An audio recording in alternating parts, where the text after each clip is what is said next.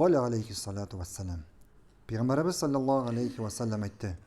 İnna Allah rafiqun yuhibbur rifqa ve yughti ala rifqi ma la yughti ala al-unuf ve ma la yughti ala ma siwah.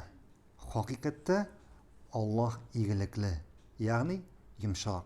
Hem yumşaklıkны yarata, hem kırıslık, tupaslık sebeple bilmegen nerseni yumşaklık sebeple bire. Bu sözlerin bir neçe manası var.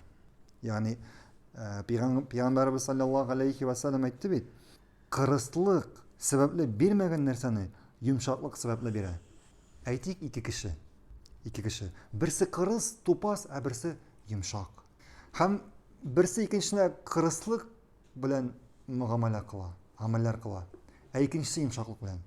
Hem Allah bu yumşak kişiye ecir sevap verir, onun yumşaklık arkasında. Hem elbette bu ecir sevabını ol kırıs kişiye vermiyor. Çünkü yanında yumşaklık yok. Hem şulay yok. İkinci manası Allah yumşak bulgan kişiye başka bir kişiye de vermegen ecir sevabını verir. Anladınız mı? Umumen yumşaklık ol bizning dinimizning aslı. Bizning dinimizning aslı İslam dininin.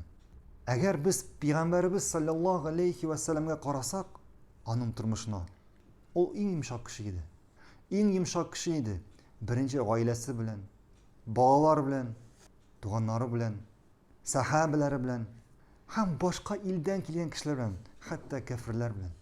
Köpme kişi Peygamberimizin yumşaklığını görgenden soň, ona düşman bolgan kişiler, onun yumşaklığın, onun yumartlığın, onun ahlakın görgenden soň İslam dinini kabul ettiler.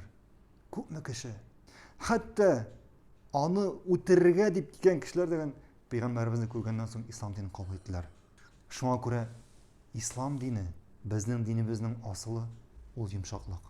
Bigrak da zayıf, dagif bolgan kişiler bilen, güçsüz bolgan kişiler bilen yumşak bolu.